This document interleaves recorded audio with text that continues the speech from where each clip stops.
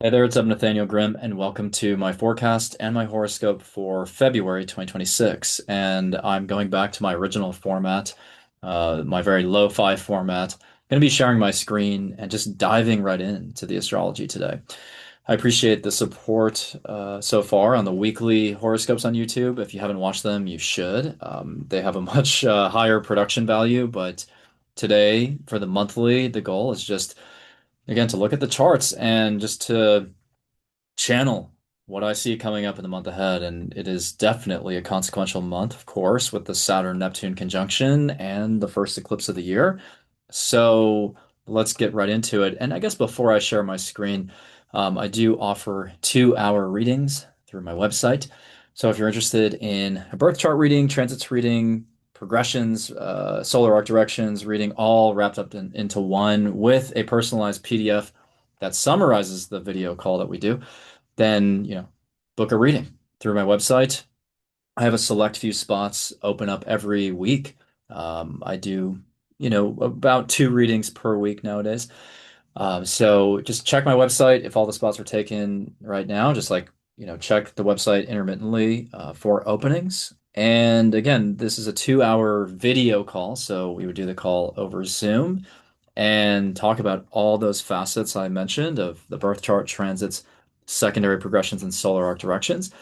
And then, in addition to the recording of the call, you would get the personalized PDF. So it's very much a premium service, so to speak.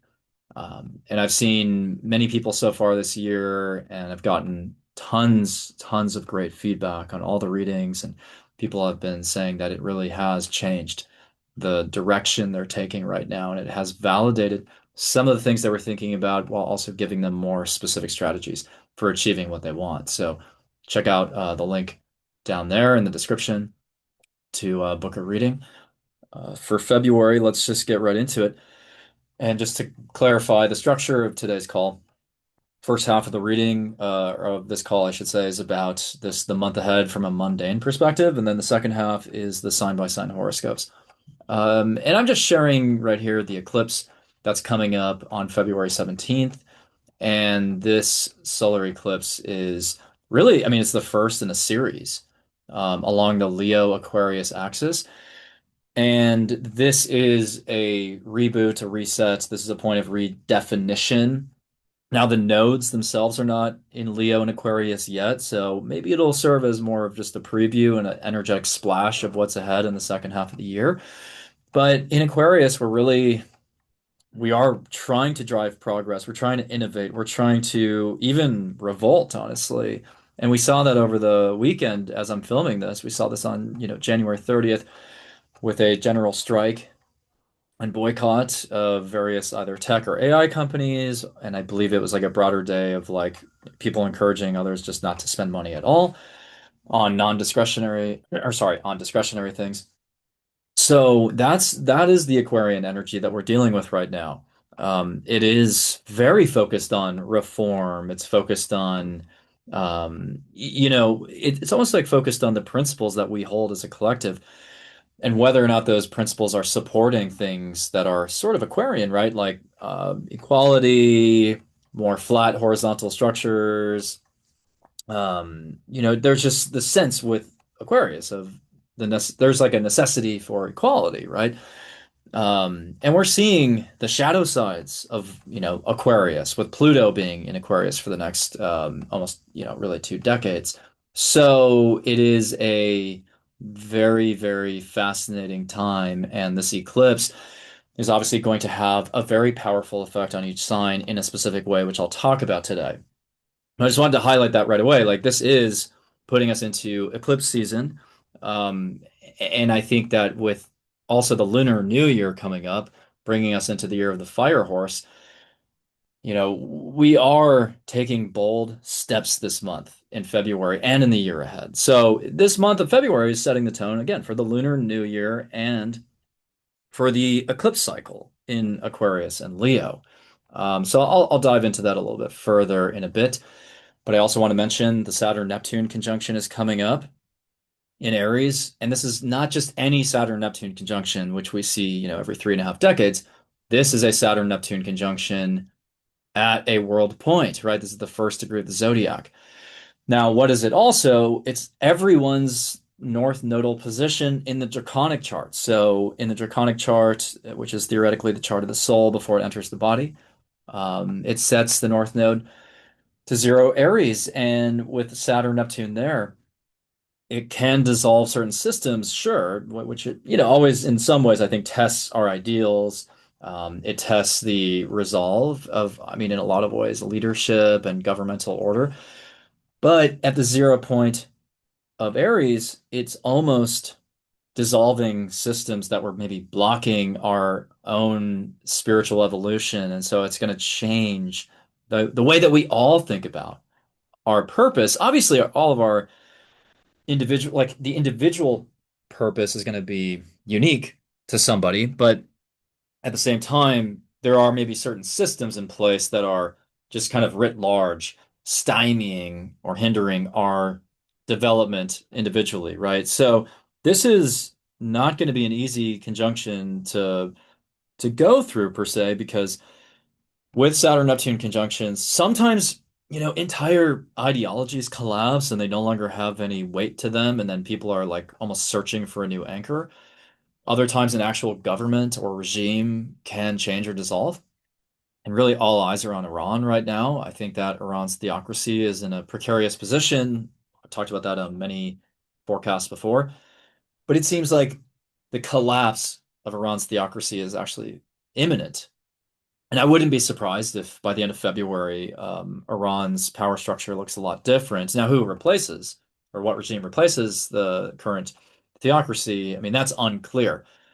And it's a big question mark. But also, with Neptune being in Aries now, there are echoes, of course, of the Civil War. I mean, literally, I'm pretty sure that Tim Walz even said that, like, what's happening with ICE in Minneapolis right now is reminiscent of the first day, of the Civil War at Fort Sumter, or the attack of Fort Sumter. So, I don't know if Tim Walz follows astrology. Maybe he does, but either way, it's very eerie that so many astrologers have been kind of quote unquote prophesying that there would be another sort of not a civil war per se, but like a harkening back to it. And here we have the governor of a state saying that, hey, like this is, there is a parallel.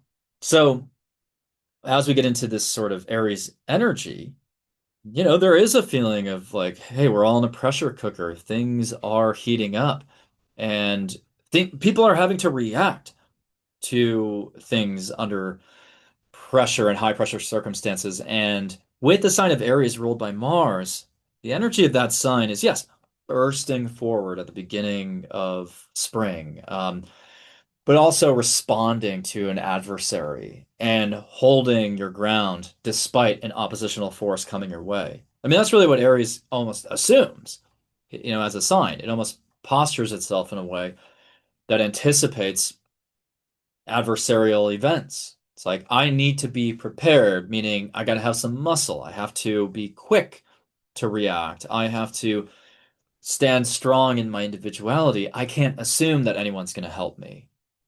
And of course, the context of this is that we're getting away from some of the Pisces transits, the era that some could call deceptive.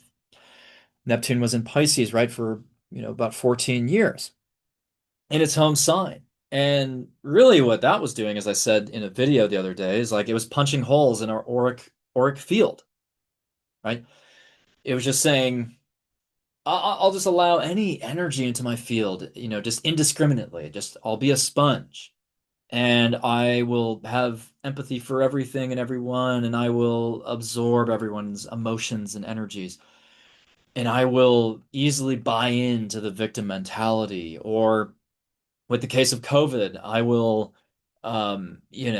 be open to a pathogen infecting me, or, I'll be open to and susceptible to a mindset that makes a lot of people okay with lockdowns. I mean, let's not forget about that. Obviously, there was a major pandemic during Neptune and Pisces, but there was also a very impressionable mindset that was basically willing to buy into whatever the mainstream message was. And how was that message delivered? It was delivered in a state of isolation and in the privacy of our homes all day, every day, with like the death count on the Chiron or whatever. And people are just socially isolated. Maybe they're drinking, maybe they have no sense of time anymore because they're just holed up in their houses all day, and they're just absorbing all the fearful aspects of the pandemic to a point where, despite the data that shows that outdoor transmission is far and away reduced compared to indoor transmission, they still buy into this idea that people shouldn't be going to the beach in Los Angeles or something. I mean, that is ludicrous, and it's almost kind of embarrassing, right? That so many people bought into that message using scant data sets, right? There was like one study ever that even mildly suggested that outdoor transmission was just as sort of that, or that the transmission outdoors was just as virulent, which it really wasn't. But it was all based on a study in Singapore where like the situation that they were referencing in the data set was quasi indoor and outdoor, so it was not even sufficient to be taken into account. But anyways, I don't want to go too far down that down that alleyway because I know a lot of you have different opinions than I do about the pandemic. And I'm here for the astrology. I'm here to deliver the astrology, but also I think it would betray the astrology to not mention some of these things. We existed in an age over the last 14 years where the light could be green instead of red and no cars would move simply because everyone was paralyzed with fear, and they were told on the radio constantly that if you cross the intersection, then maybe you'll get T-boned or maybe you'll get hit by a car. Like that was the attitude. It's like everyone was paralyzed with fear. And that was a very Neptune and Pisces experience. This idea that again, we're going to open our auras to be kind of attacked by whatever, like whoever wants to basically kind of invade our subconscious. I mean, people were able to invade our subconscious and our psyche very easily through the news media, right? If you were watching, then if you're watching a ticker basically say like, okay, an extra person, another person died, another person died, another person died, like you're never going to leave your house, of course not. And now we're living with even more consequences in the aftermath of that, where we live in a socially awkward, socially isolated world, and the fracturing of our interpersonal relationships is absolutely contributing to the dissolution of our society. I talk about this on my page all the time. A society is an extension of our interpersonal relationships, the relationships of the members in that society. Without one-on-one relationships, we can't have community relationships, and therefore we can't have a cooperative society. See, we have to be reductivists here, or reductionists, I guess, and we have to bring things back down to their building blocks. It's like if you can't, you know, if you can't muster the courage to actually go outside and, interface with your neighbor or your friend, if you're too triggered to even take a phone call from someone and talk to them like human beings on a phone, then I really fear for what's happening or for what's to come in our world. So that was very much a Piscean, Neptune and Pisces experience of like really open. It's really what happened is we just had this open energy field that was, again, just saying, hey, just hack into me. It's just like, all right, just program me. Like, why not?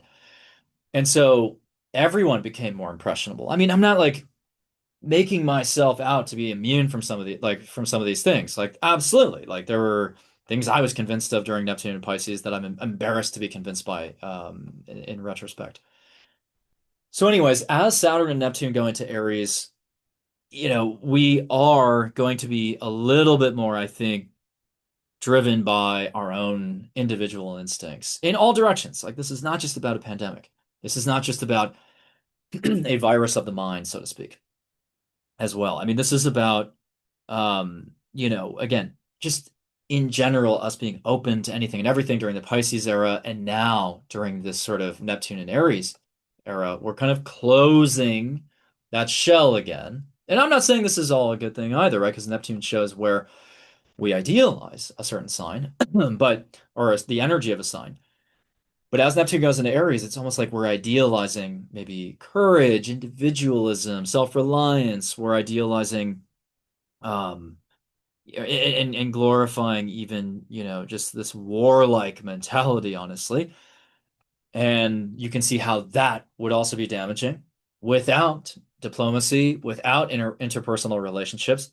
So that becomes the crux of this upcoming era is, well, how do we solve some of the crises that were created while Neptune was in Pisces? Meaning, how do we solve this sort of general sense of malaise and depression and social isolation? How do we solve that when theoretically we're entering this paradigm that is rooted in self reliance? Like, do we really want to become more self-reliant?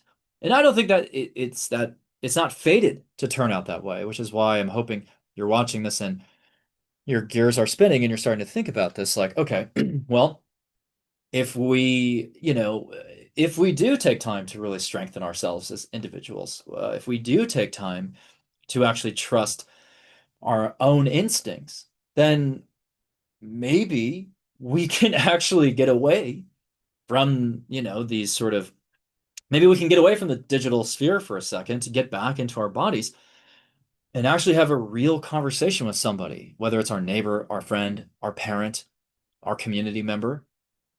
And what happens when we do that? We actually build trust. This does not have to be a trustless age.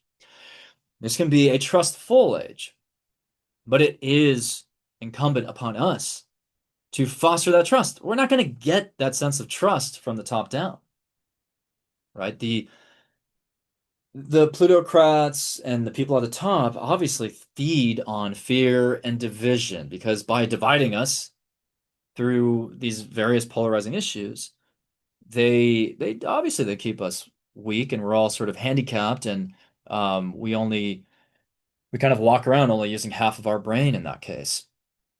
So we have to come back into ourselves, realize that we are empowered and we can feel empowered. We don't have to pretend like we're victims of something, which I'm not saying that there's no such thing as being a victim in an extreme sense, but I really think that like we all kind of gave in, not all of us, but like many of us capitulated to this idea of even like helplessness. Like during Neptune and Pisces, we didn't have the tools within ourselves. We needed to rely on an expert. And that's part of the Saturn Neptune conjunction that we're coming out of from the previous cycle in Capricorn, which is the sign of expertise. It is the sign of formalities and things that are sort of official in nature. And during this previous cycle of, 30, 60 years, I think that we allowed people to kind of, again, hack into us and mine us for all these bits that we could, that could be kind of bought and sold, where it's like, hey, like I believe that I have certain neuroses or something. I used to never think about it, but now I might have this obscure condition that's very hard to identify. And now let me go engage in some talk therapy with somebody about it. And let me go into this circular discussion where I'm just obsessing over my trauma. I'm just obsessing over the worst things that have happened to me. With and not that we don't benefit from some types of therapy, but what I'm saying is during the Neptune and Pisces era, we almost just kind of like, and even in the previous Saturn Neptune cycle, we almost kept ourselves in this revolving door of like convincing ourselves that we either are sick or that we have something inherently wrong with us or whatever. And instead of like maybe seeking consciousness raising activities or activities that would in a positive way hack into our subconscious to rewire our nervous system, we were constantly on edge because of the messages that were being conveyed, because of the divisive rhetoric. And instead of thinking about the root causes of that, which is in a lot of ways, again, lack of social cohesion, isolation, absorption into these sort of mainstream media channels and, fixation on the mainstream messages that are coming through right into our subconscious minds. Instead of like really looking into the roots of that, we instead told people like, why don't you just go get a therapist? Don't talk to me about it. I'm just your friend or I'm just your parent. Like, let's go pay for someone else to solve that problem. And I think that it's just rendered us, not we can get out of it, but it's like we have become in a lot of ways more helpless. and more reliant on others. So it's like, with Saturn, Neptune, and Aries, maybe we could be a little bit more self-reliant, but also leaning on people that we actually know and trust to help us, to help guide us, to kind of check us and be like, hey, like I think you're actually overthinking this. Like, maybe you should try this instead. Maybe you should just live in the present somehow. And I know that's not easy for people, but like I think that we just sort of started chasing these various cottage industries that were propped up just to feed on our sense of helplessness. And it's like, not to pick on talk therapy, but it's like, is that the answer? Is that really the antidote for the sickness in our society? Or do we have to think a little bit more from the ground up? And Aries, 0 degree point of the zodiac here with this new conjunction, this is a reset. This is a new beginning. This is a new orientation to ourselves and the society we inhabit, right? So, and with Jupiter in Cancer, let's not forget, what's the first relationship that you ever establish? It's the relationship with your mother, in other cases, just like your caregiver, but just generally, right?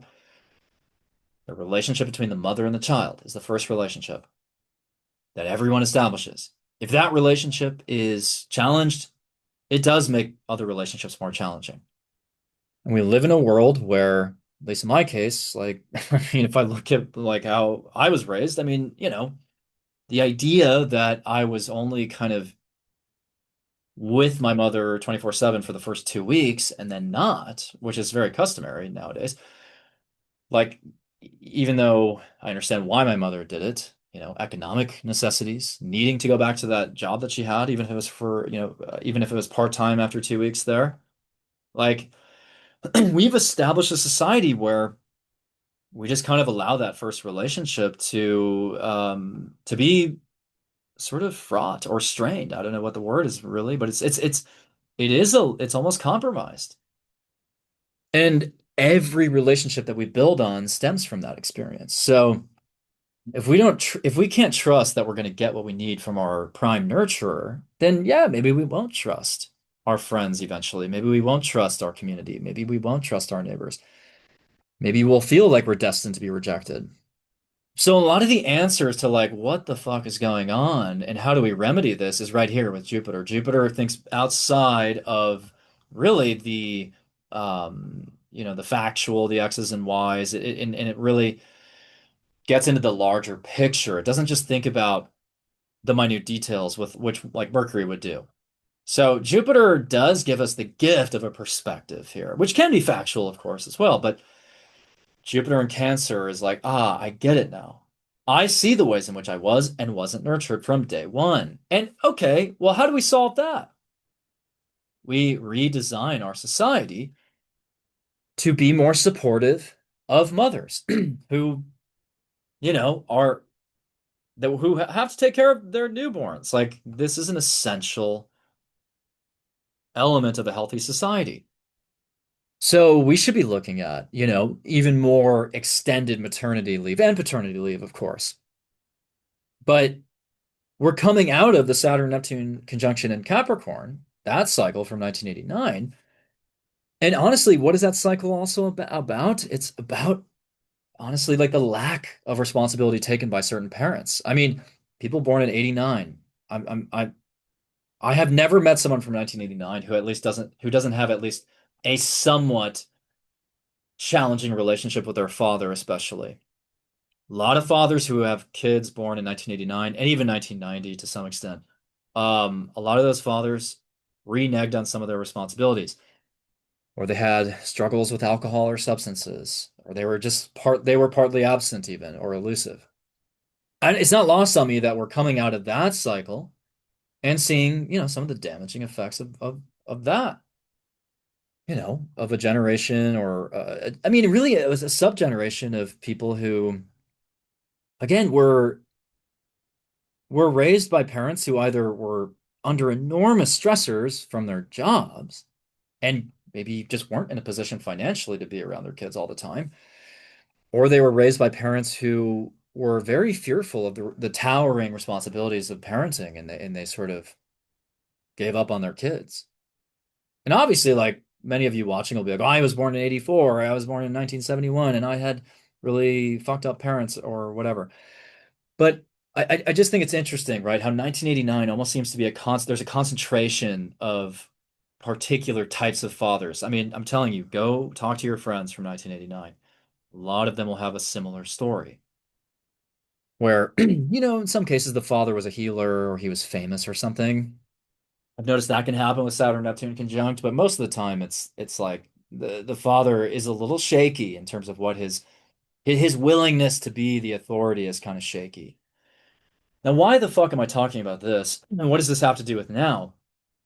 It's because, well, we have another conjunction of Saturn Neptune here in Aries, and I want you to understand that the Saturn Neptune alignment does indicate that there is sort of an unwillingness or even a fear around taking responsibility. Neptune breeds anxiety, and Saturn is our fears, but Saturn is the big daddy. It's big daddy government. It is the leader. It's the structures, it's the rules, it's the social customs. So when Neptune and Saturn align, it's like the castles built on sand, as I like to say. And so the fatherly archetypal figure in society is suddenly loose. He's not um, fully believing, he's doubting his capabilities. So we're living in an age where the archetypal father, right, which is the government, it's the authority figure, it's the leader, it's the president, it's the prime minister, it's the theocracy in Iran. The leaders that be, the powers that be, have a seed of doubt that has been planted here on February 20th, technically, when the conjunction is exact. But even on this eclipse, there's a sense in the collective that, hey, the chaperones don't really know what's going on. And in Aries here, maybe we do know better. Maybe we have been programmed to believe that we're helpless for various reasons. Maybe to preserve the power structure as it is, or to maintain, maybe we were hacked into in order to kind of be distracted from something that, is actually happening. Well, we're kind of done with that. And a lot of people are pretty pissed off at this point that, they were sort of coaxed into believing all of these ludicrous things during the Neptune and Pisces era, like, well, the sunlight is bad for me. Like that basically is what people thought. It's like, well, the sunlight's not going to fight a virus. Are you kidding me? That was literally a core thesis for justifying the banning of people walking on beaches in California. I mean, historians will look back on that 100 years from now and see that as a form of propaganda, basically. Or again, this obsession with finding things wrong, like that are wrong with us. I mean, because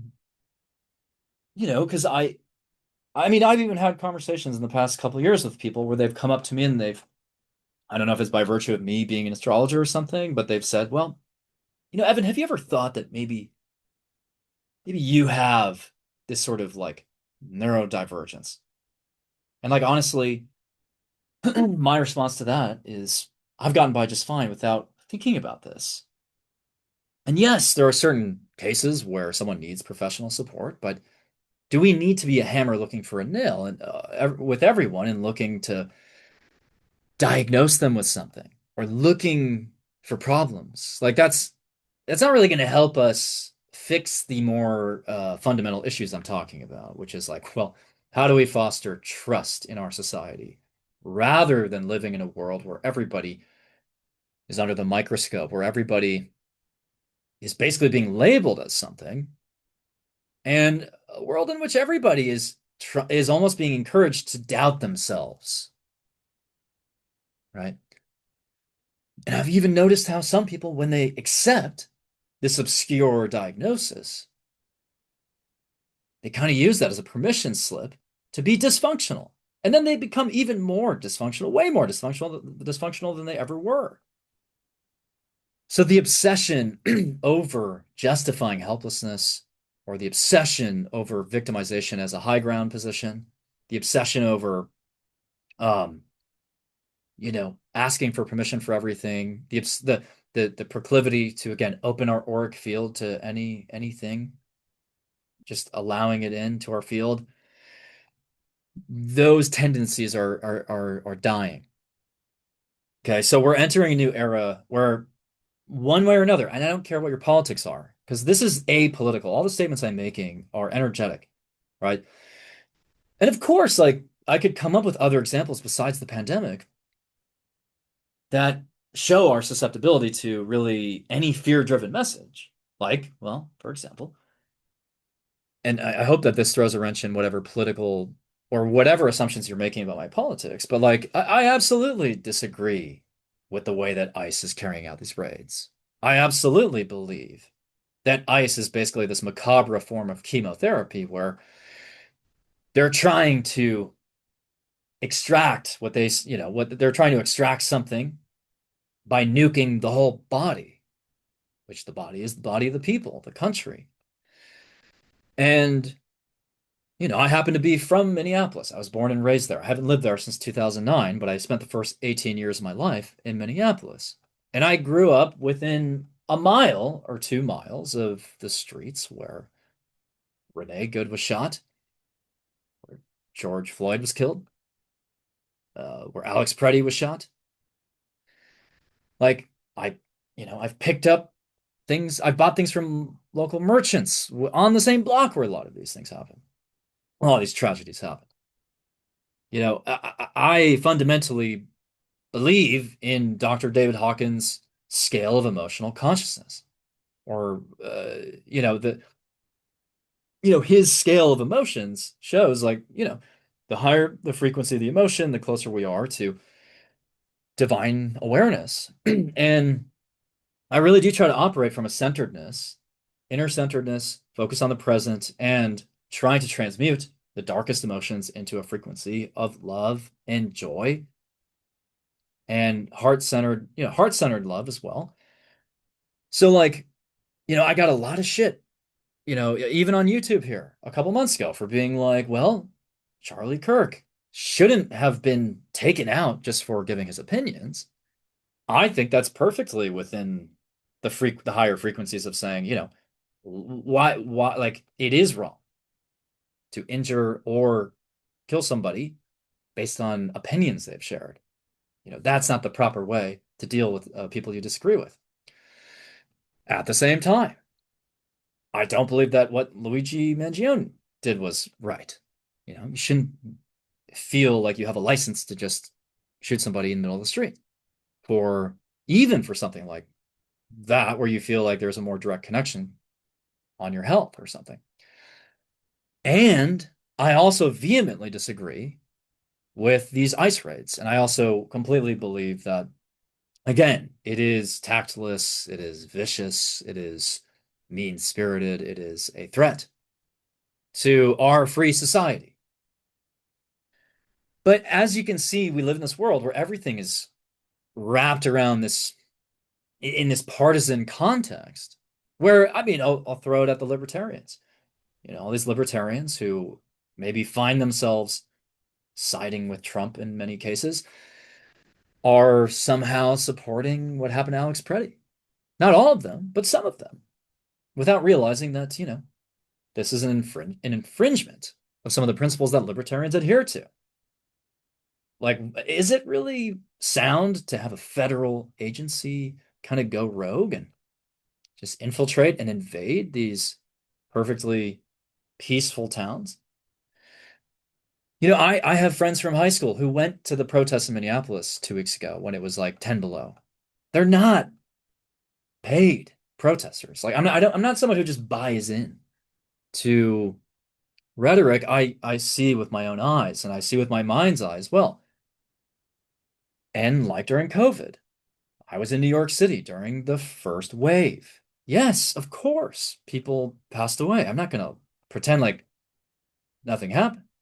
But I also don't know anyone in my workplace, even though we were all exposed. I don't know anyone my age or in my workplace, which went up to like 45 years old, who passed away. I don't know a single one.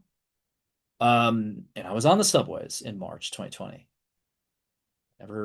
Never succumbed to it. But I get why someone only watching CNN from 1,000 miles away from the epicenter would suddenly allow these messages to incept them and to suddenly believe.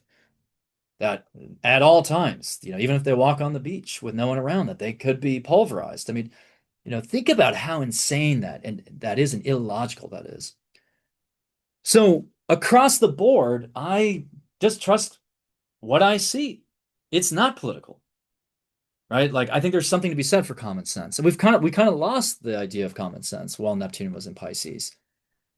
Because everything could be distorted, everything could be seen through a fuzzy, multi-filtered lens, right? And so it's like if you claim to be intuitive, if you claim to be like someone who's really in touch with energies, then you should feel nothing but disgust for really any side that tries to ram their message down people's throats in a fear-driven way, right? It's all about what the question you should always ask yourself is what emotion is this group or political faction trying to elicit? Are they trying to elicit fear? Are they trying to make me question who I am? Are they trying to make me question my capabilities? Are they gaslighting me? I mean, you know, these agendas, I think, are just kind of plain for all to see now. But I still want to hammer these points home because as I'm talking, I'm even channeling the passion of Aries here. And so as Saturn and Neptune go into Aries, does it have to be a wartime mindset? It doesn't have to. If you take a hermetic perspective on astrology, the only way to evolve and sort of experience the highest frequency of a zodiac sign, the only way is to channel also the opposite sign, even if there's no planets there, especially if there's no planets there. So everything, in the Hermeticism, we have the polarity principle, we have the principle of gender as well. But with the polarity principle, we have this idea that everything sits on a spectrum. There are not necessarily true opposites.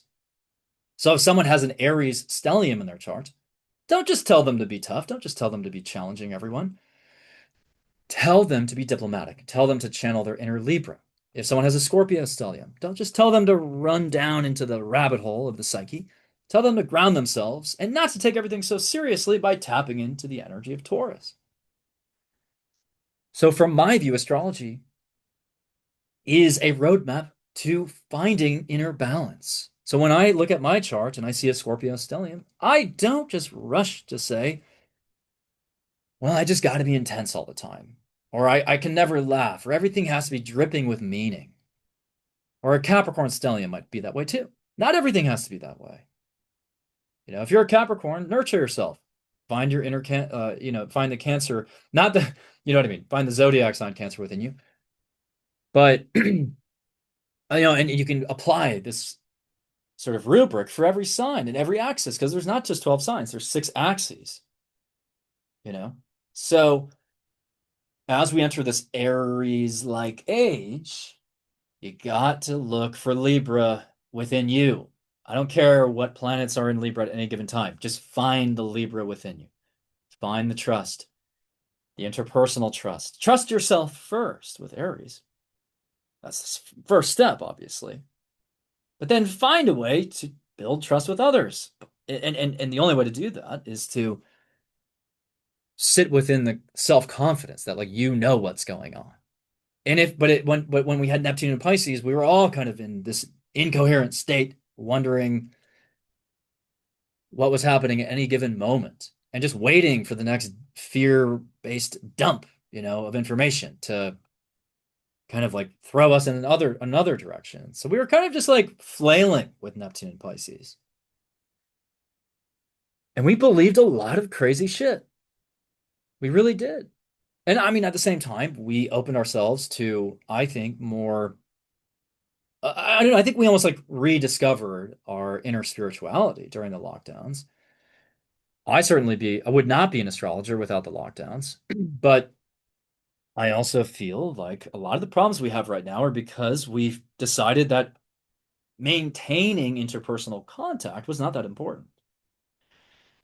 And look, a lot of this, I just want to say one more thing about this sort of safetyism, this culture we've been in for honestly for many decades, really reared its ugly head for me when in 2014. I think it was the winter of 2014. I was living in New York. Mayor de Blasio shut down the whole city in preparation for a blizzard that never was. Well, and I think at the end of the day, we had like 3 inches of snow. 20, 30 years ago, that would not have happened. And why did it happen? It's because de Blasio was too afraid of the worst case scenario. So he was like, I don't want my hands to be covered in blood. Like I cannot allow anyone to perish under my watch. But when every politician adopts this mindset, in theory, not every politician does, obviously, but when many politicians make fear-based decisions like that, it paralyzes all of society. When the very leaders who are supposed to be confident and leading you forward as a society are petrified by any possibility of bad press or, again, blood on their hands, then the society begins to weaken. Society begins to collapse. And you can make a beeline from that blizzard shutdown to the COVID lockdowns, even though, of course, there was a real virus in the air. I believe that. I'm not going to sit here and be like it wasn't fucking real. I mean, obviously, it was probably created in a lab. But the response mechanism was all distorted by that time, dating back to even decades earlier, right? This culture of safetyism, needing parental advisory stickers on CDs. I mean, I think even that movement is in a sort of weirdly indirect way connected to how we responded to COVID. And Neptune and Pisces just exposed this fallacy that we are fragile, we are weak. We need to become anti-fragile. Starting now, Saturn, Neptune. The eclipse in Aquarius on the 17th is pretty much on the United States moon. And Uranus has already stationed direct by that time, squaring the United States moon. So the United States is primed for some kind, like, maybe for almost like a little bit of a revolt or a rebellion. A demand for freedom. Freedom from what? I don't know. Could be from some of these lines of thinking I was talking about. Could be an age of self-empowerment. Could also be an age where um, people continue to boycott companies that support or aid ICE in its operations. It could be, some sort of currency collapse. I mean, think about how much debt the United States carries at this point. We're still able to pay off the interest on the debt. So in theory, everything is fine as long as you're able to do that. But I do worry about the continual weakening of the dollar. I don't think crypto is the answer, though. Bitcoin plummeted, I think, to like 76,000 today. I mean, Bitcoin was created with Pluto and Cap. So on the one hand, you can look at it as, oh, Bitcoin's fighting the system, but it could also be part of the system from that perspective of Pluto and Cap. So anyways, this is an age of self-reliance for sure. This is an age of trusting our instincts again. This is an age of making bold moves, taking the first step towards something, taking greater risks. But by trusting our instincts, I hope we can rediscover our self-confidence, our self-assuredness, and then we can go out into our actual communities and build relationships. Because that's what this is all about. Building trust. Fostering connections with others so that we don't rely on the media to see what's going on. Stop turning on the fucking news to understand what's happening. The world is too big for anyone's individual conscious mind to grasp all of it. We cannot grasp everything that's happening. We don't honestly need to know everything that's happening. Our brains have not evolved to catch up with modern technology. We still have very, honestly, primitive brains, but our souls, of course, are able to plug into higher states of awareness, but only if our lizard brain is at ease. If the lizard brain is going haywire, then you're not going to be able to continue to alchemize into higher states of being. So just, remember that. The whole reason that there's manifestation gurus and experts nowadays is because the news just rattles our nervous system. So we need people to remind us of these very simple things. Live in the present. Do breath work. I mean, try to identify moments when you're giving into fear and transmute all that energy that's down in that fear zone up into that sort of sphere of love. I mean, we need, I mean, obviously we need people to remind us that that exists, but like ideally we wouldn't even need manifestation experts 100 years from now because it's like we're all tapped into, again, the present moment. We're doing everything in moderation, by the way, which is another core spiritual tenet, regardless of what branch of spirituality you practice. I mean, that's really what it is, in my opinion. We're trying to find that golden mean Aristotle talks about. Virtue lies at the midpoint between two vices. We're also finding the midpoint between the past and the future, which is the present, the eternal now. We're working up the spine, which happens to be, of course, at the center of the body. We're not feeding just one side or the other. You know, when we rise up in this mercurial, up this caduceus too, I mean, that speaks to just focusing on the breath, living in the present moment. And none of that is, and if we're not doing that, then we don't have a buffer against this fear-inducing rhetoric. And then we're helpless. And then we are helpless. And then we're allowing someone else to tell us what to do and to guide us. But you don't need to be guided by me or anyone else. You can step into you. You've always been there. So just step the fuck in. And then find your inner Libra, please. Because I'm not the one, I'm not out here trying to masquerade, this sort of like ultra individualistic philosophy as this like I'm not like giving you a Trojan horse here. I'm not trying to like secretly deliver an ulterior message, right? And again, I'm not trying to tell you to side with one particular political aisle here. I'm not trying to tell you to walk on one aisle or the other. I'm saying you just have to remember that the lizard brain and the nervous system needs to be in a state of, I don't know, homeostasis for us to even consider these higher order, things around, hey, let's build a more harmonious society. Let's create a better world. Once we find the love, I mean, it's really about finding love within ourselves. Self-love creates interpersonal love, and then that love emanates into the community. But I'll go back to Jupiter and Cancer to finish off this section. If you're not feeling the love with your mother from day one, then it does become difficult to even start that virtuous cycle. And I know that if I venture further into that subject, that many of you will probably misinterpret my message and, will accuse me of being XYZ thing. But like I'm telling you, it really does come back to the relationship to the mother and the archetypes of yin and yang, which I think I've already given away some of where I was going to go there. All right, so let's go into the horoscopes now for all 12 zodiac signs. And today I don't have a lot of time to do this horoscope. So just realize that you can get all the details about 2026 through my 2026 horoscopes on my website. There's no there's no reason to, comment and say, well, Evan, I wish you gave us more. It's like I've already given you all of the details. So it's really just a matter of whether or not you've chosen to get those horoscopes yet. There's still time to get them through my website. So Aries, this month of February is very powerful for you.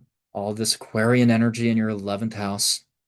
First, we have the Leo full moon, February 1st, which is tomorrow. You might fall in love.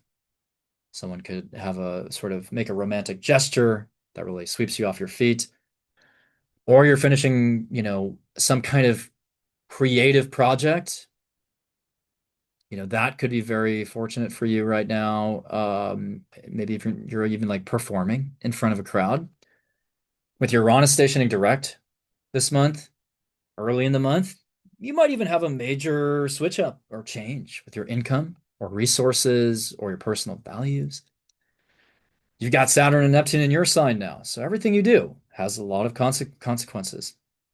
Taking on a lot of responsibilities. You're questioning your reality. You're breaking down some of your foundations, but it's all for the sake of really cohering around foundations that actually enable your growth. And then with all that Aquarian energy in the 11th, you might start new friendships. You might also progress using a certain technology. and you could just join a whole new community. And I think for Aries, this is a great month to do anything social media related. And even to like, yeah, go to a protest or step into a new humanitarian endeavor. And ultimately, it's just a very social month for you. And the eclipse is absolutely going to reset those 11th house matters of, friends, communities, social media. So Aries, if you're trying to change up the way in which you participate in communities or friendships, this is the month. So now we go to Taurus. I mean, this month, the full moon activates your fourth, the eclipse activates your 10th. So this is completely changing the way you look at your family and your vocation. Even in the first few days of the month, you could have a lot of emotions rising up in a family situation. Maybe a family member is challenging you to reframe your mindset about something, or a family in true Leo fashion. Maybe a family member is validating you in some way and saying, "Hey, I think you're great at this," and you realize, "Wow, I have a better connection now with my mother or my father. They really see me for my skills, and I feel like kind of welcomed into their life again." And in rare cases, you could move to a new house, but again, I'm just naturally that's going to be pretty rare. And Uranus is going to station direct in your sign, so some of you are reacting to sudden change, even if the change is kind of thrust upon you. My advice for Taurus is to not resist the change, otherwise it will be more forcibly thrown at you. So welcome the change because the eclipse in the 10th is showing that you're kind of charging forward into a new career. Maybe you're taking a new direction in your career, adopting new public reputation. And with Saturn, Neptune in your 12th now, you are starting to dismantle aspects of your previous career because Tauruses, you've already reached a high point in a more traditional career, while Saturn was in a superior square to your sign or in the 10th house. So Saturn was in Aquarius 2020 to 2023. That was a time when a lot of Tauruses that I know, at least, they made their mark in a specific industry. And now it's time to admit, Taurus, that you've been there, done that. In the next 2.5 years, while Saturn's in the 12th, you're going to be resetting. Once Saturn's in Taurus in 2030, that's when, or sorry, 2028. Once Saturn's in Taurus in 2028, I believe April 12th or something is when it enters Taurus, you will really have a solid foundation, I think, and you'll be ready to take on new sort of leadership positions. Um, Gemini, the Leo full moon's in your third house, right off the bat. So this is going to be a really emotional exchange with someone. A lot of you are having candid discussions, maybe candid debates. You're going to bring up some sensitive topics. Other Geminis are going to be actually coming home from a journey. That could be cross country, local, road trip kind of thing. And honestly, I think a lot of Geminis have retired recently. Not all of them, of course, but with Saturn leaving your 10th, I mean, Gemini, you've either maximized the opportunities in a certain role and you're celebrating what you've achieved, or you realize that, you've kind of closed a career chapter and you're ready now to improve the world around you with Saturn in the 11th. You're ready to um, just kind of foster this very solid community or to improve the world through the deployment of a specific technology, maybe. And you want people to look up to you within your, like, people within your community specifically.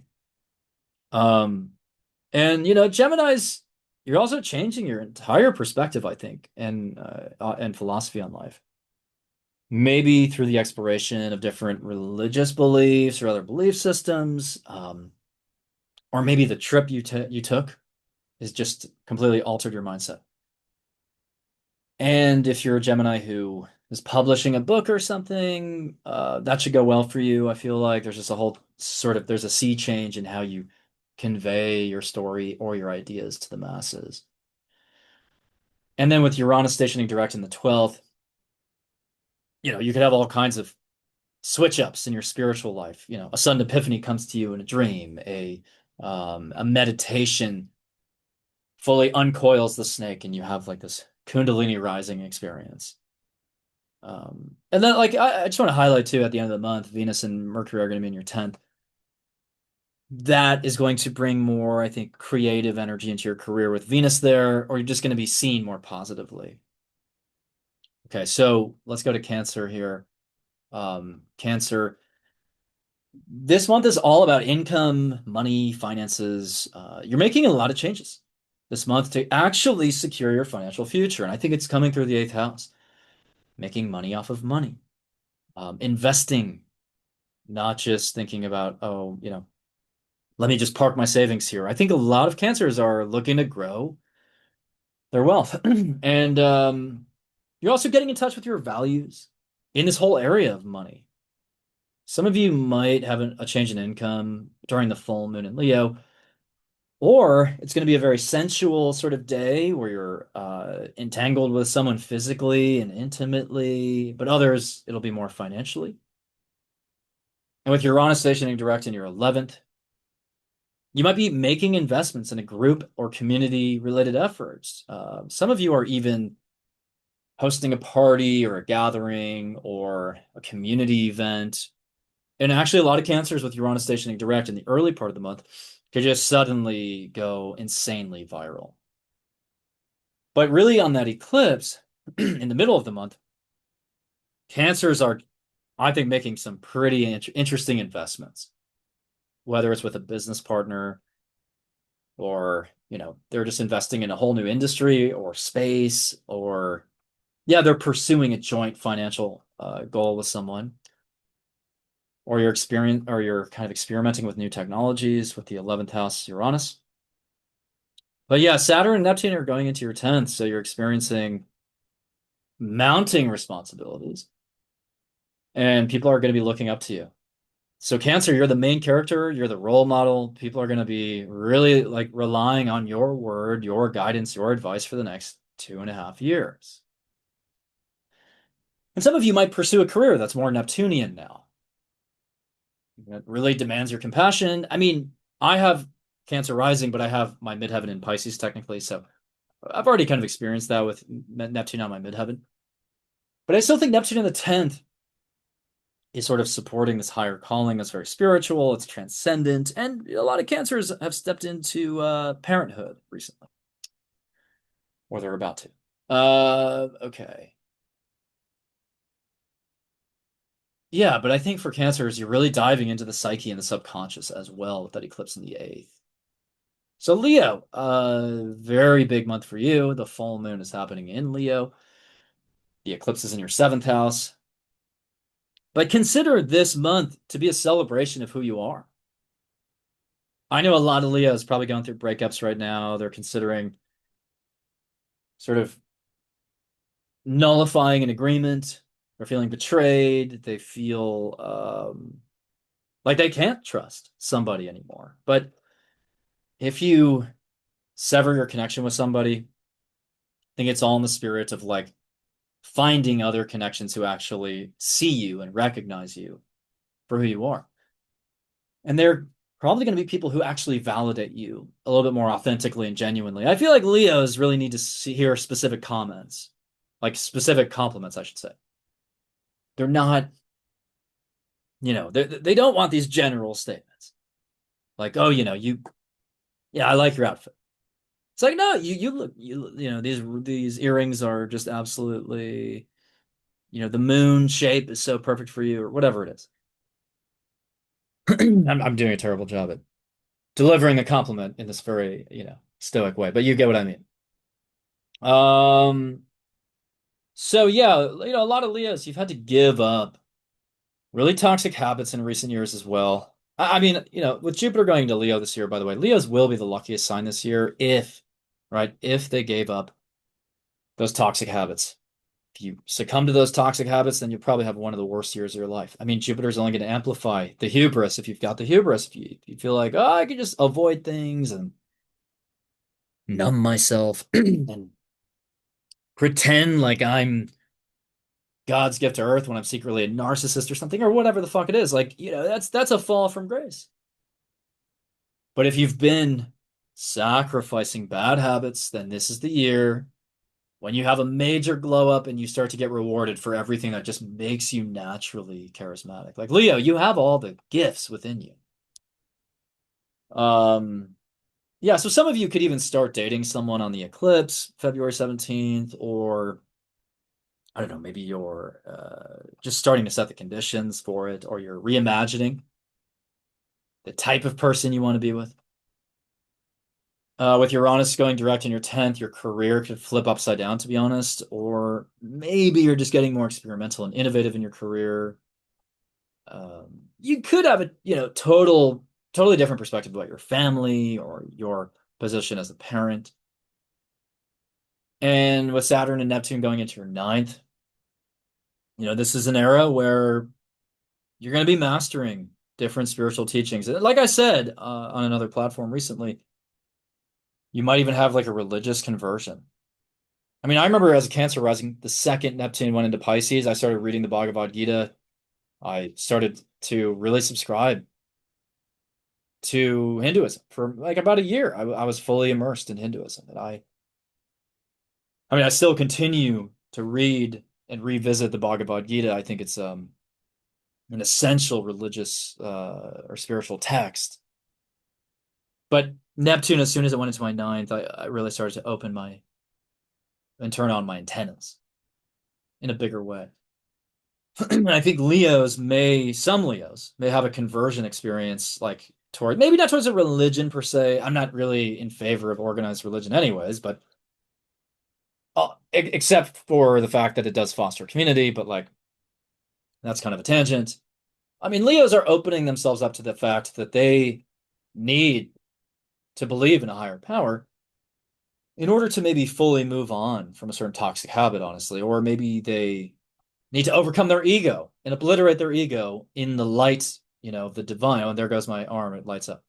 Not that I'm the divine guru or anything, but I'm just saying that's an interesting synchronicity, Leos. You're bringing bringing yourself into the light, the sunset of Los Angeles here right now. So yeah, and this is also about trust. This month you're establishing, can I trust these people or not? Um, so yeah, Leo, a big month for you, obviously. Virgo, this is a month where, thank God, Saturn and Neptune are out of your seventh house. You're relieved to be done with that era where relationships were either disappointing or deceptive. You encountered a lot of pathological liars, people who just gaslit you, which is a very Neptune and Pisces experience, by the way. All of us during Neptune and Pisces, we're more susceptible to like con artists of all kinds. Oh yeah, I'll date this person because they seem charming, even though they're a snake oil salesman or whatever. But yeah, Virgo, you see things very clearly now regarding what you want and who you want. So you're trying to regain that sense of mutual trust. And to an extent, all of us are trying to restore trust in ourselves too. It's like, why the fuck did I believe what was coming out of like Fox News and CNN and MS, whatever the fuck it's called now? Like, why did I believe that? Can I trust myself? You have to forgive yourself, number one. You have to trust yourself again, love yourself again, repair your relationship with your mother insofar as you can, foster trust, and then you'll believe that it's worth carrying on future generations and bringing life into the world, by the way. So that's where I'm gonna get a little bit of a maybe I'm going a little too far down the Jupiter and Cancer rabbit hole there, but that is some of the those are some of the realizations I think people will make. Because like think about that for a second. Why is it that we live in a world where 90% of people, at least in the United States, it seems, who are my age, just sort of like wince at the idea of ever having children? Why is it that we live in a world where when we hear a baby crying, we sort of like, I mean, obviously we're going to have a sort of a negative reaction when we hear crying sounds because it's biologically wired into us to help. And it's we're meant to kind of react and then be like, how can I help or how can I solve this problem? It's signaling a problem. But what I'm saying is, why are we so repulsed by the idea of children and having families? Well, it's because we no longer trust ourselves, our partners, we don't trust our family, we don't trust anybody. And obviously there's economic considerations as well. But a lot of people are genuinely repulsed by the idea of bringing a life into the world. So it's like, all right, are we just handing AI the keys? Are we just handing them our own extinction? It's like we have to restore faith in life and in the continuation of life. We have to believe that it's worth being here. There is something existentially rotten that we have to, you know, we basically have to transmute and we have to alchemize that mold and that rot. We have to turn it back into something else. We have to allow life to grow out of it. This is dire. I mean, this is really dire stuff. And that's what I feel in my bones when I look at this Saturn Neptune conjunction. So anyone who's like turned off the video in the first 10 minutes because Evan said lockdowns rather than pandemic or something, it's like you're really missing the point, right? The point is that we've put all of our trust in everyone else but ourselves. And then eventually we don't trust anyone either, because of course they're not looking out for our best interests. So we've been hollowed out. All right. So let's kind of again just get back to just ourselves first. Literally build that relationship with ourselves, but then really get into the root dynamics of like our family, our childhood, and understand how that contributed to our lack of trust and our willingness to maybe continue this narrative that everything is always going to go wrong, which is what the media is doing. It's just perpetuating this narrative that everything could go wrong and everything is going wrong, which unfortunately is mirrored, and I think, in our collective childhoods.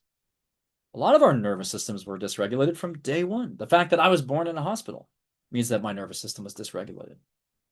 So, all right, so Virgo, maybe you've idealized people in recent years, again, welcomed the wrong people into your life, but, with the full moon in the 12th, you're purging the remnants of those cycles, purging any karmic residue from those past relationships in order to eventually welcome someone new and someone more,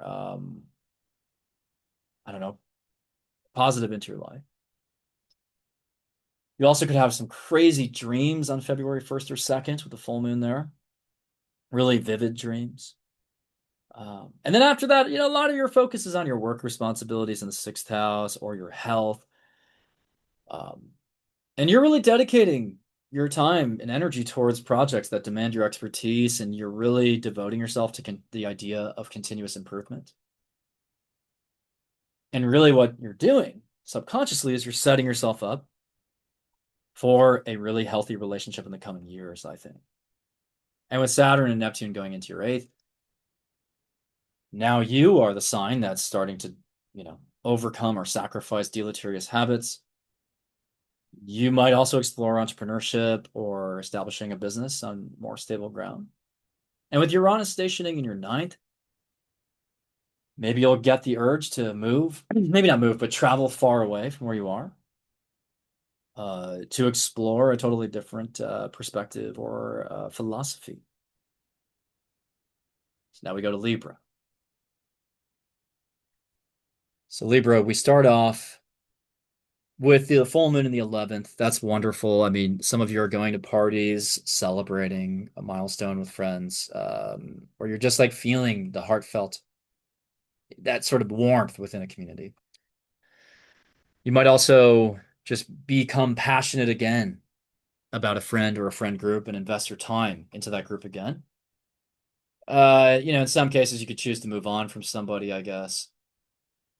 And also a lot of energy in your fifth. So you could be going on dates, you could be in a creative headspace. And you're in a prime position here to start a really romantic connection with someone that's very casual at the outset. But it might lead to something more long term because Saturn and Neptune are now in your seventh, which could portend some really tough, challenging, distant relationships or cold relationships, but also, some very grounded relationships that have staying power. And some of you are reimagining your ideal partner and what you want in a partner, and you want to be with someone who has a similar long-term trajectory as you. So yeah, I mean, you could, in theory, meet your marriage partner this month, although, that'd be pretty rare, but it could happen. Or, on that eclipse in the fifth house, maybe you go on a date, or maybe you launch this amazing creative endeavor. And then with Uranus in the eighth and stationing direct in your eighth, you could have a complete change in your investments. Hopefully for the better, but I feel like your inflows and outflows could change of like, cash, or maybe state of your portfolio looks a lot different. You find a more innovative way to make money off of money, so to speak. Um, okay, so then we go on to Scorpio. And Scorpio, the full moon in Leo on the first is in your 10th. So what is Leo? I mean, it's about the heart. So you're deciding this month if you still enjoy what you do. If you don't like your career, you don't have fun with it, you might transition to a new one. If you are having fun, then, going to reach a new high points in your career. Um, and I think with a Leo full moon in the 10th, you're realizing that, hey, like my career needs to harness my natural abilities and talents and creative gifts in a way. And some Scorpios are announcing that they're becoming a parent, or they're kind of like dealing with parenthood in a different way, having a change of heart about their parents. Now, the Aquarius stellium's in your fourth. There's no shortage of activity in your home right now. Maybe you're hosting a social gathering, welcoming families coming in and out of your house. Um, and on the eclipse, maybe some of you are moving, or you're just kind of resetting the energy in your home. Uranus is stationing direct in your seventh or opposite your sign, so you could have a really kind of what the fuck moment in your relationship in the beginning of the month, where suddenly you decide to turn the relationship on its head, or you seek freedom from the relationship because it's gotten boring, or you add novelty to the relationship. And also, Saturn and Neptune are in your sixth. That's pretty tough. Health is going to become a priority. You're going to focus on having a consistent routine, fitness routine, nutritional diet. You're going to be working really hard this year. But, it's not that with Jupiter going into your 10th later this year, all that hard work could be very gratifying. It could funnel up into a really creative job. You could be doing what you love basically by the end of the year. So now we go to Sag. This month, you're moving around a lot geographically. You're shuffling around, whether you're biking, driving, flying. This month is super mobile. You're traveling, maybe exploring a new territory. Maybe you're expressing your beliefs on something. You're enrolling in classes, or you're debating. You're debating people. Yeah. I know Sagittarius who just, told me, "Hey, this is my new art project," and she basically wrote out like a little line that she wants to use when she's picketing and protesting against ICE. I thought that was pretty great that she was using her creativity, in a way that was also exercising her rights as a citizen of the United States, the right to basically protest and convey your views. But she was, applying her artistry to this. And so Sagittarius is you're speaking your mind, you're vocalizing what you actually believe. And you're engaging absolutely with your local community. And you're not holding back, that's for sure. So yeah, expect a very social month. And a lot of you are actually formulating new friendships here, not just new ideas. I don't think that these relationships will be romantic per se yet, but this is more so a month where you're hashing out your ideas, building those friendships as well. Um, and on the eclipse, in the middle of the month, you could start a new type of content stream, or maybe you enroll in a new class, you start writing something. And with Saturn and Neptune in your fifth, you're entering a new era where it's like you might be thinking about having kids or raising a family or even adopting, or you're going to be like really building up a new creative sort of project. With Uranus stationing in your sixth, maybe an unexpected thing about what comes up with your health, or you suddenly decide that you want to apply this innovative approach to your work process and your work stream. So now we go to Capricorn. So Capricorn, similar to Cancers, I mean, this month is really built around the idea of like, okay, what's happening with my assets, my resources, my income. And I mean, you're in a really good position to just find the job that honors who you are. Because you got out of Pluto and Capricorn a couple years back, and that tested you. That almost killed you in some cases, right? Like you really went through fire and brimstone, so to speak, and you rose out of the ashes, and now you know what you're actually made of. And you know what's going on in your psyche. You know the totality of who you are, I think, because you faced your shadows. So with the eclipse coming up in mid-February in your second house, start making money doing what you love. Start doing, or at least start making money doing something that really recognizes all of you, the totality of you.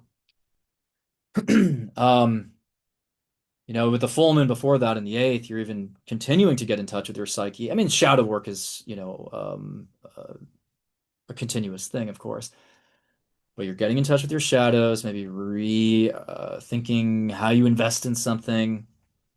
But by the eclipse on the 17th, you could be taking a new job completely, tapping into a new source of income, realizing what your natural gifts actually are.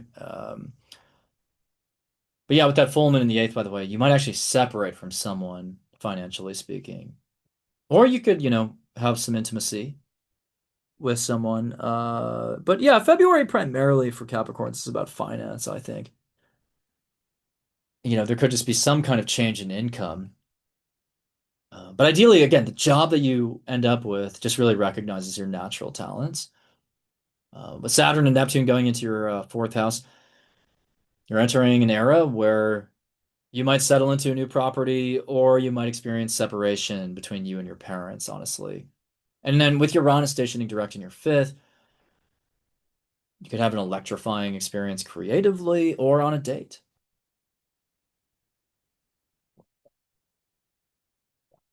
So Aquarius, this month is massive. The eclipse is in your sign. And I guess I didn't talk about what the meaning is of these eclipses, but at the beginning of the video, but the North Node in Aquarius is basically showing, eventually, once it goes into Aquarius, it's showing that, we need to suspend our ego or transcend our ego with the South Node in Leo and do things that actually serve the collective. I have the South Node in Leo in my birth chart, so I'm very aware of this nodal axis. It shows that, like, with the South Node in Leo, we're remembering that we should put on a show sometimes. We do have this natural charisma, but that we can't make it all about the ego. We have to transcend that and receive validation while also helping the collective and helping them progress. So that's the balancing act. But anyways, for Aquarius this is a reset of how you present yourself, how you dress, um, how you refer to yourself, how you see yourself. This is a new beginning for you, maybe in a relationship. I mean, right off the bat with the full moon in your seventh, maybe you're breaking up with somebody, maybe you're transitioning to a new type of relationship. Um, And then with the energy in your first house, you're feeling independent. You're willing to start over. You're willing to explore a new journey.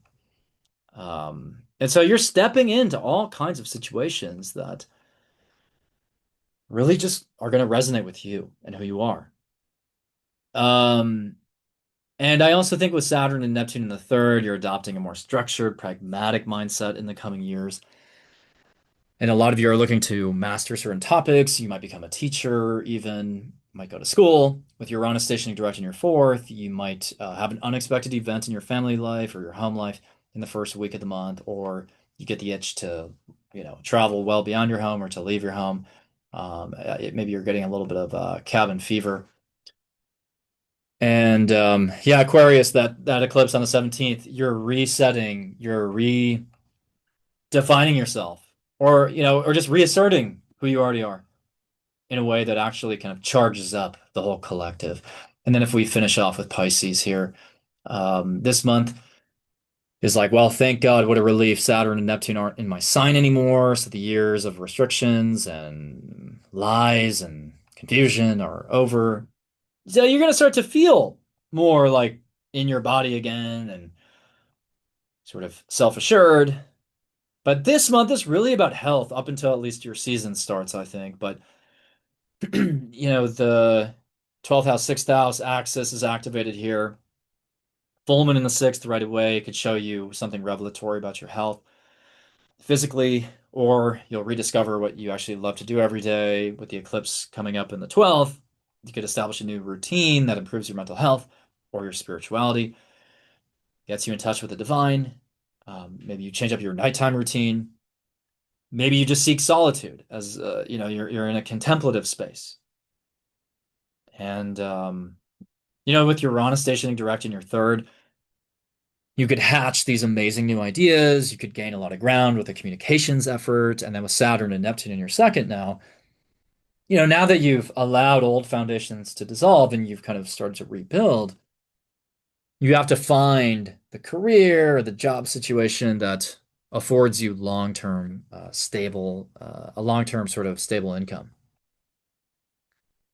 So yeah, I've run out of time. I've actually gone over time with my schedule, but I do hope that this video was rattling in a good way. I don't think that anything I said today was controversial. I think that it's just like, hey, we need to remember our core principles. We need to recenter. We need to rediscover who we are. We need to learn to trust ourselves again, and then let that trust radiate into our interpersonal relationships, along with that self-love into those relationships, and then that will emanate into our communities and so on. And then we have a functioning society again, but none of this is possible without starting to change the way we bring babies into the world. Let's try to at least look into home births more often. So anyways, thank you so much. I'm Nathaniel Grimm. Take care.